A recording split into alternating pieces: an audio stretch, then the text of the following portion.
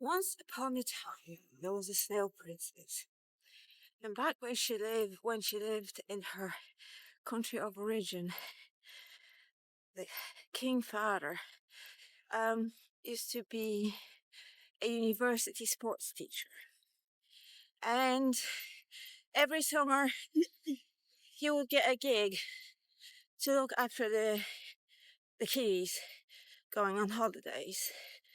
But perks of his job were that he could take his family with him.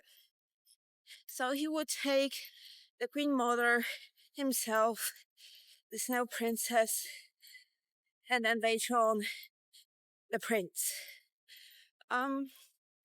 So whenever they went, they would go for at least a month, sometimes even the whole summer. It was always to the seaside. Oh my god. The Snail Princess absolutely loved it. That was her favorite time of the year. Like, she couldn't wait for the Queen Mother to start packing. And she always packed like a fucking full house, like, just to go for a couple of months away. She would have to pack for, just in case there's going to be a nuclear bomb, just in case there's going to be a war, just in case there's going to be a drought and a flood. So yeah, it was a lot of luggage. But scratch that. The Snail Princess didn't care about that back then.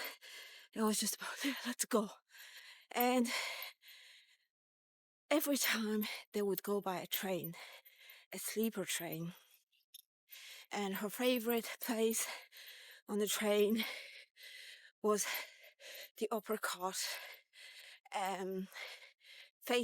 going in the direction of the train.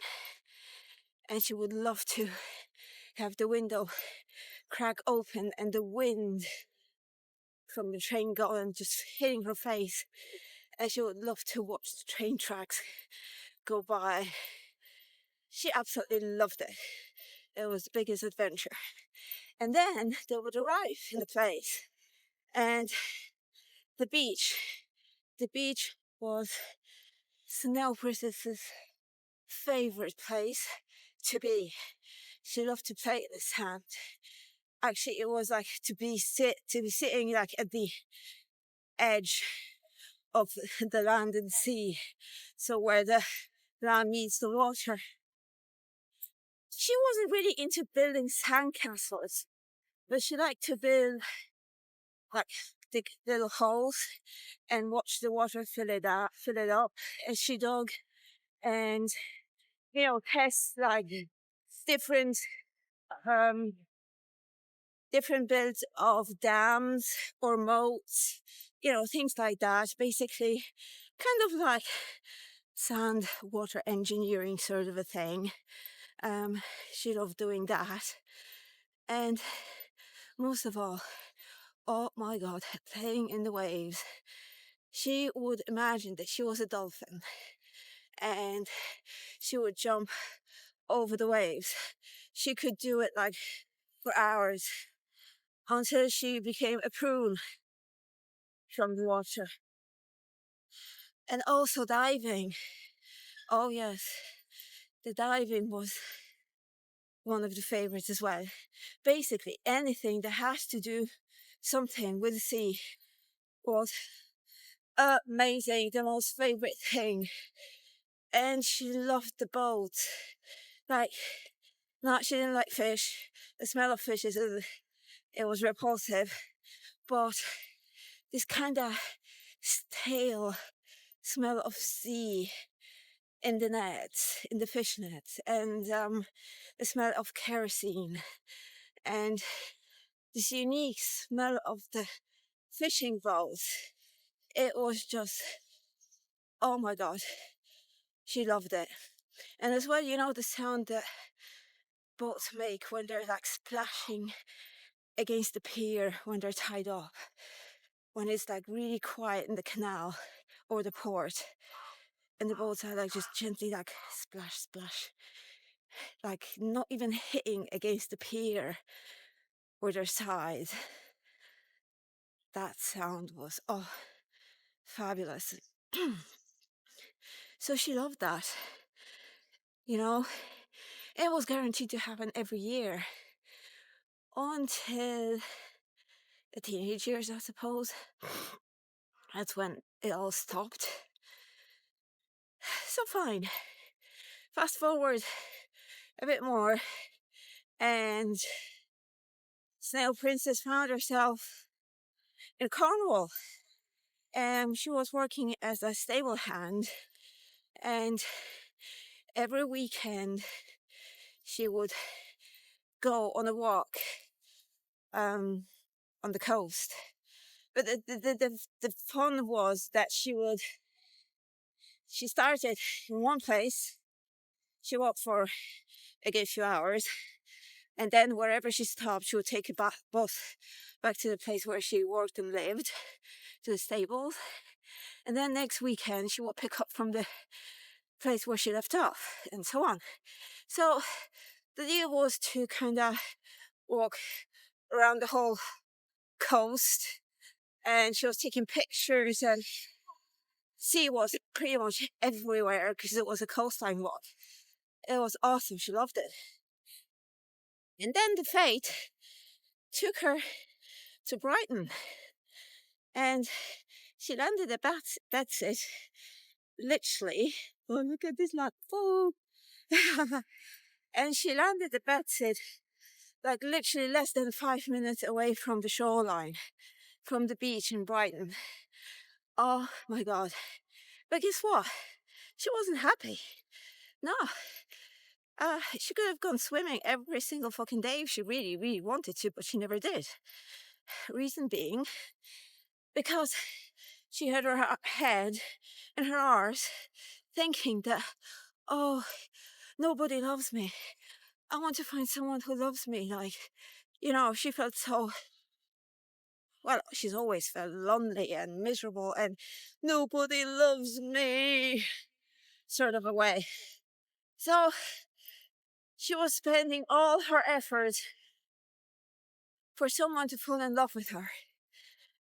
So she could be like, I don't know, so she could blossom or whatever the fuck she had in her mind at that time. So when the Prince of Ireland happened, she didn't think twice. Look, he loves me. He's my prince. I'm going to pack my bag and go because someone finally loves me. They want me. Who? I'm worth something. So she packed her bag and left Brighton behind for Ireland. And she lived happily ever after for another 19 years, not questioning anything. Like, it didn't matter that she was far away from the sea, that she really didn't go anywhere to see places. Fuck, she didn't even want to leave the house because she lived in her happy bubble. But when that bubble burst and the fairy tale of 19 years ended, the hunger returned, like really, really strong. Like that, she realized that she hates the cold, she hates the damp, and she hates the fact that she can't get to the sea or even the fucking lake, you know. And that's when this unstoppable dream that doesn't never shut up raised its head. You know, like that this is what she wants to do, like, you know, just move away, go away, go away. But the thing is, after 19 years of being stuck in one place, it didn't feel very sensible to just up and leave, you know. Because, yeah, of course, she could have done that easily. Not a problem. She's done that before, not even once, and always landed on her feet. But this time she thought, like, hang on a minute.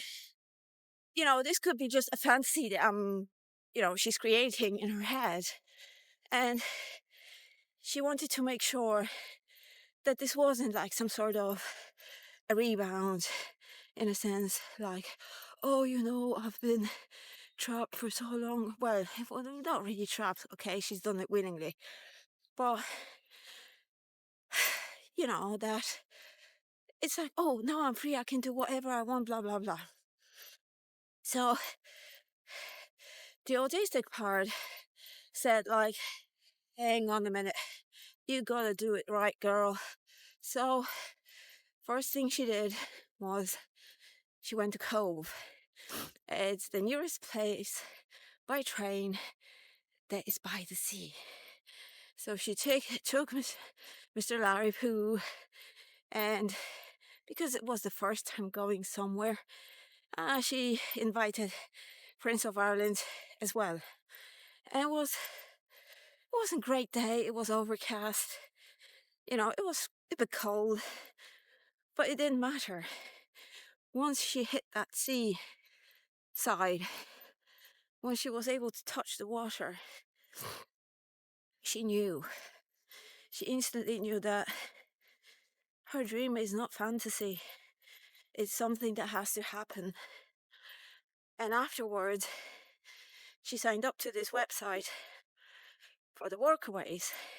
In a sense, like, in exchange for a bit of work, you get food and accommodation. So that was the next step of testing the dream. And she went away for 2 weeks and she passed. She loved it. Not the working part, but physical working part. Not really.